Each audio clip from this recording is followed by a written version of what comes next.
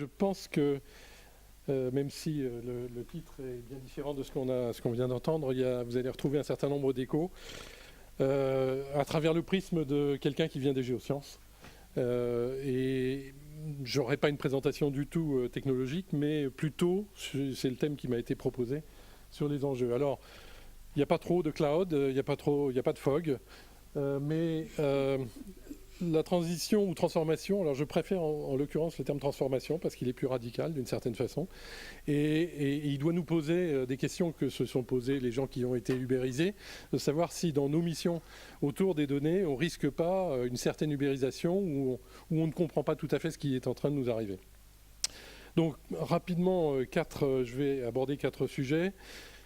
Les principaux enjeux, une proposition d'état où on en est, ça c'est ma vision un peu subjective, les défis, on va retrouver certaines choses qui viennent d'être évoquées, et quelques éléments de réflexion pour le futur.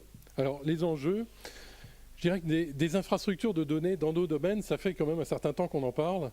15 ans un minimum, les choses ont été bien réfléchies et bien définies il y a 15 ans. Les choses n'ont pas avancé aussi vite que certains auraient pu le penser. J'ai mis en titre interopérable parce que, effectivement, ça c'est un des constats de départ, qu'on est extrêmement divers. On a une grande biodiversité à l'intérieur de notre communauté et on l'a déjà entendu dans la journée. Il faut arriver à casser les silos pour pouvoir rendre compte de l'état de l'environnement, de son évolution, produire des connaissances, produire de la prévision, avec des conditions. Alors je n'en ai cité que quelques-unes, mais la notion de qualité connue, c'est pas la moindre des difficultés d'ailleurs, mais c'est certainement un prérequis. La capacité à découvrir des données qui sont effectivement, qui dorment chez quelqu'un qui ne sait même pas qu'ils dorment chez lui. L'accessibilité, et là le lien avec les standards, et la possibilité de mobiliser des données qui ont été acquises dans un certain objectif et de les mobiliser sur d'autres usages, et pour les coupler avec des données provenant de domaines complètement différents, socio-éco, etc. Alors, un certain nombre d'entre nous, de nos organismes, ont des missions de collecte et de diffusion des données, et c'est un peu autour de cet axe que je vais poursuivre la présentation. Comment est-ce que cette mission institutionnelle de nos organismes évolue dans le nouveau paysage? Alors, un petit couplet sur les standards, parce qu'effectivement, je pense que l'interopérabilité ne peut se faire que sur des standards, mais ces standards n'ont de sens que si on définit quel type de coopération on veut avoir ensemble. Il n'y a pas de standard dans l'absolu. Et donc, la capacité et la volonté de coopérer est la première condition. Ces standards permettent de faire lever un certain nombre de verrous, d'avoir des infrastructures distribuées, etc. Enfin, bon, tout ce que un certain nombre d'entre vous connaissent bien. Et à partir de ces infrastructures développées en standard, avec des standards, on peut imaginer de développer des applications extrêmement diverses et de donner libre cours à l'imagination des gens qui veulent les utiliser. Alors, où est-ce qu'on en est? Pour prendre simplement le petit domaine des géosciences, géologie au sens large, on a en Europe et dans le monde un certain nombre d'infrastructures, une diversité là aussi d'infrastructures, dont certaines avec des logiques différentes, avec des communautés derrière un petit peu différentes ou qui s'identifient différemment, même si vu de l'extérieur c'est assez subtil. Fort heureusement, la plupart sont bâtis ou sont en phase de développement sur des concepts communs, sur des standards communs, avec des gens qui parlent quand même entre eux. Et puis en Europe, on a une grande chance d'avoir une directive européenne qui, depuis qu'elle a été imaginée il y a plus d'une quinzaine d'années, essaie de mettre en place, et ça devrait être fait pour 2020, une infrastructure de données géo-environnementales pour l'Europe, c'est-à-dire de rendre accessible de façon aussi facile que possible tout un thème de données. Et la liste, vous voyez les 35 thèmes d'Inspire, c'est assez considérable.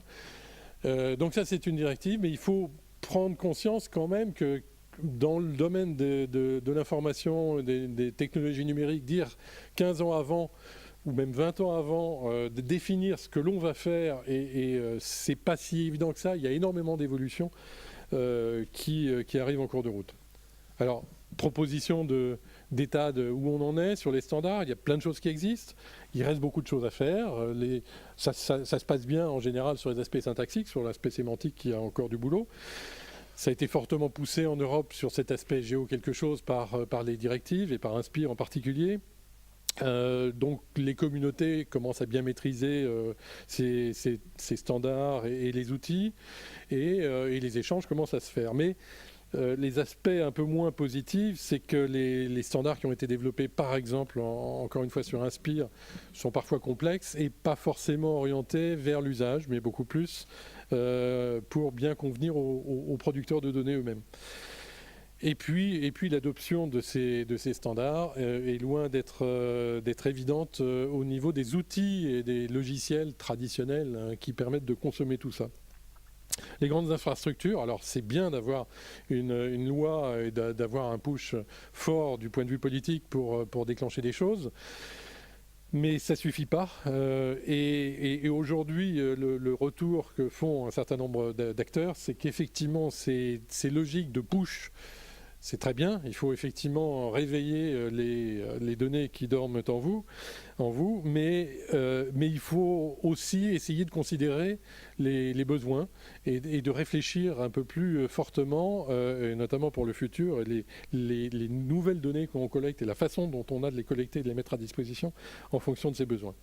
Et puis, je cite quand même, parce que c'est le nerf de la guerre, c'est pas neutre, les aspects financiers. On se lance vers beaucoup de développement d'infrastructures. Par exemple, au niveau européen, on a plein de projets de recherche pour initier des choses. Par contre, pour faire vivre les choses, c'est une toute autre histoire, même si au bout du compte, les budgets qui sont en jeu ne sont pas forcément considérables. On parle ici pour chaque infrastructure des ordres de grandeur, c'est 1 million d'euros, quoi. Alors, les défis, certains ont déjà été évoqués, la plupart ont déjà été évoqués dans la journée. La vague du big data, l'open data, pardon, qui nous submerge. Là, il n'est plus question d'essayer de résister ou de se poser des questions. On y va. Il ne faut pas forcément être naïf par rapport à ce que certains idéologues de l'open data ont pu proposer, mais c'est une réalité et c'est une logique tout à fait positive d'aller vers cette ouverture des données. Il faut bien constater que ça, pour un certain nombre d'acteurs, ça apporte un bouleversement économique de leur modèle qui n'est pas neutre.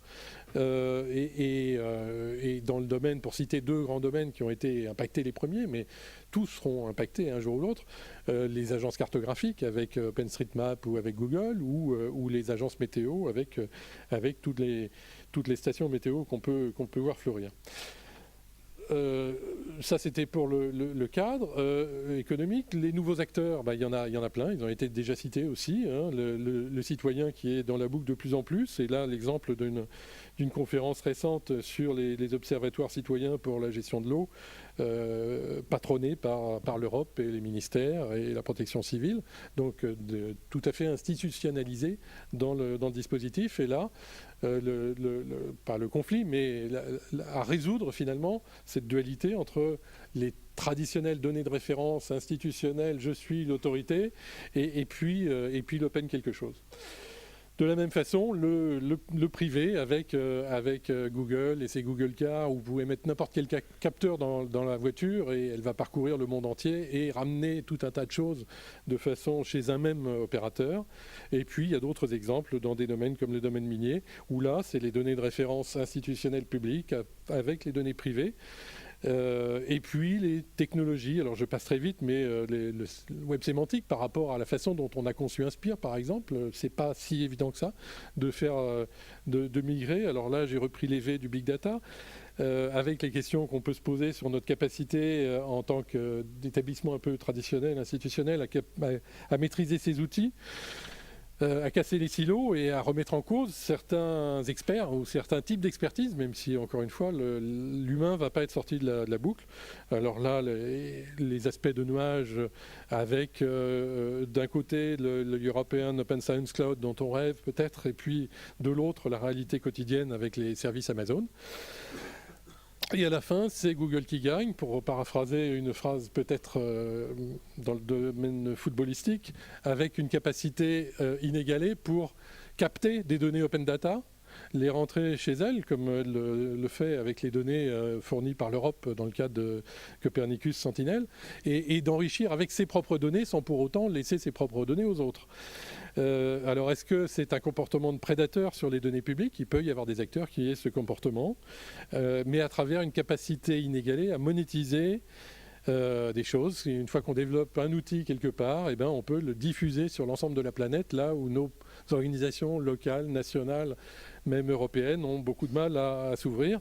Et pourquoi pas un modélisateur ultime de la planète? C'est clairement pas le rêve, je pense, d'aucun d'entre nous dans cette salle, mais voilà. Et le risque à terme d'avoir un citoyen qui sera privé d'une partie de l'information qui est nécessaire aux prises de décision citoyens et politiques, que ce soit sur les données ou les algorithmes, comme ça a été indiqué précédemment. Alors, quelques éléments de proposition. Nos forces, l'expertise sur les domaines et la donnée, ça, je crois que c'est assez clair. Connaissance des besoins parfois, mais avec des points d'interrogation quand même. Est-ce que on bouge suffisamment et on va suffisamment voir à quoi peuvent servir nos données pour avoir vraiment cette connaissance? Et puis les faiblesses traditionnelles, l'organisation en silo, le risque de surqualité inhérent à tout expert qui savent ce qui est bon. Et puis au bout du compte, Google Maps sort des cartes qui sont certainement moins bonnes que d'autres, mais qui sont extrêmement utiles pour la plupart d'entre nous. Donc la qualité forcément est liée à l'usage qu'on veut en faire. La méconnaissance de nos réels concurrents ou les nouveaux acteurs dans notre domaine qui tout d'un coup vont arriver avec, je prenais l'exemple de Google, s'ils installent des systèmes de géophysique embarqués dans ces véhicules, eh ben, ils auront des données qu'on n'a jamais été capable d'acquérir, nous, services géologiques nationaux. Alors, quelques pistes. Alors, j'ai repris là aussi le terme de tiers de confiance, mais je pense qu'il faut, un certain nombre d'entre nous se sont fait à l'idée qu'on ne sera plus les producteurs de la donnée institutionnelle, mais des points d'accrétion, des points de référence pour ces données. Et il y a besoin sur les différents domaines d'endroits où l'expertise publique peut être identifiée et donc à travers une sorte de tiers de confiance. Investir sur les usages et les besoins, ça je crois que ça n'est pas du tout se dévoyer que d'essayer de mieux comprendre effectivement, même si nos différentes sciences ont des histoires assez longues, les évolutions des usages et l'ouverture des nouveaux usages. Là aussi sur les standards, parce que si on n'est pas acteur sur ces domaines, eh bien c'est d'autres qui le feront et pas nécessairement avec les bonnes connaissances des problématiques des métiers, des données et de ce qu'il y a derrière. Donner du sens aux données, c'est certainement une piste et une nécessité pour nous, à travers la data science. Ne pas être réduit à un rôle de bibliothécaire des données, de curateur ou de diffuseur de données, mais effectivement aller vers plus de valeur ajoutée sur les données, ne pas vendre les données, mais pourquoi pas pour certains d'entre nous produire des services qui peuvent être monétisés avec des partenaires intégrant des services sur les données, et pas non seules données, mais certainement en combinant avec d'autres. Pourquoi pas aller vers un centre virtuel de données et de modélisation de l'environnement de façon assez radicale, c'est-à-dire de dire, bon, ok, on est par exemple avec le périmètre d'Allenvie, pourquoi est-ce qu'on n'aurait pas un portail d'entrée sur l'ensemble des données d'Allenvie? Ça paraîtrait, pour découvrir en tout cas ce qu'Allenvie est à même de proposer. Et puis je crois, ça c'est une conviction, la mise en place de collaborations publiques-privées, savoir beaucoup plus maintenant, constituer des partenariats où on associe les données privées, les données publiques et les conditions de valoriser tout ça dans le sens de l'intérêt général avec des plateformes dont certaines auront une partie complètement ouverte, d'autres pas complètement ouvertes. Bref, renforcer notre capacité à agir dans des modèles collaboratifs, ne pas fermer sur notre petite chapelle, dans des équilibres de gouvernance et de finances qui, là, c'est peut-être la difficulté majeure. C'est comment on définit les règles du jeu pour que les choses puissent se développer de façon efficace. Voilà, merci.